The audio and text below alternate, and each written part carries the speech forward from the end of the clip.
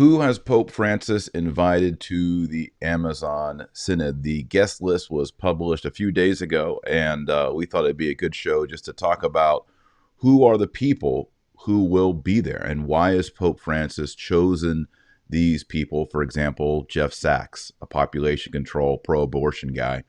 Why is he going to a Catholic synod on the Amazon? There's something very strange about this association. I knew it early on. I remember I was summering in Idaho at the time. I remember I was sitting by a lake. Francis was still new, but not so new as to not have earned my mistrust. Mm-hmm. And then when I was reading up on Jeffrey Sachs for the first time, I said, this is very wrong. He was one of the primary consultants on a papal encyclical.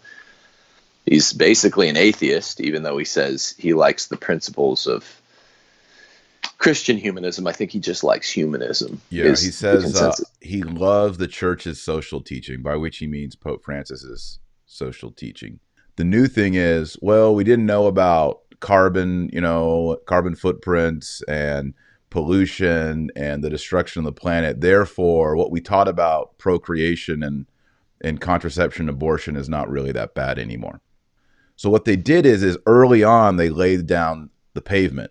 They put down the road. And then later on, when they want to make major policy changes, they can now footnote and cite back to a magisterial document by the Pope. He's really just citing himself.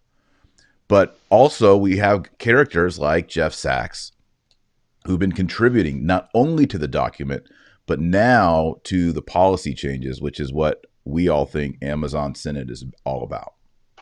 Sachs and Moon have made a career out of selling global warming. Let's go back to calling it that, because that's really what is supposedly at work. Mm.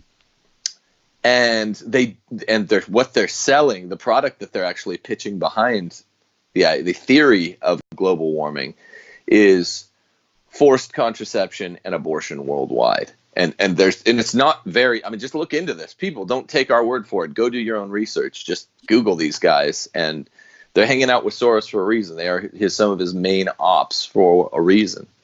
It's not acceptable.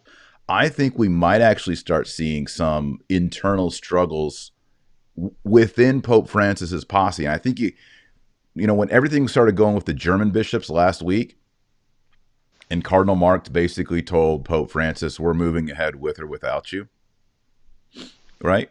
I thought that was staged when I first heard it. Like, oh, this is just, I don't want to go as far as these Germans, But from what I've heard, right, I've talked to people and that letter and the tone of it, the Germans really do mean business.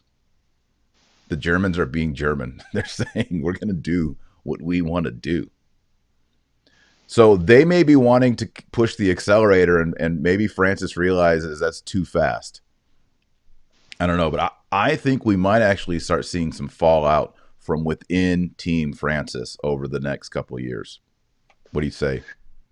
Would that you're right, and I don't know. This is pure speculation. I think that's. I think the Germans are right. I think the Germans are the veritable position of all of Team Francis. And I think that this is staged Hegelian dialectics. Soros is probably tutoring them on how to do this, by the way. The devil is sufficiently bold now, so that means he's not very shrewd. As one climbs, the other falls. People ought to be able to see this now, yeah. And I guess I'm summarizing kind of what I said. I'm really hoping that the one good thing as we watch, and they're trying to get the very pro-body and heaven forfend female deacons, just that if they get that it just has to be the end times. Yeah.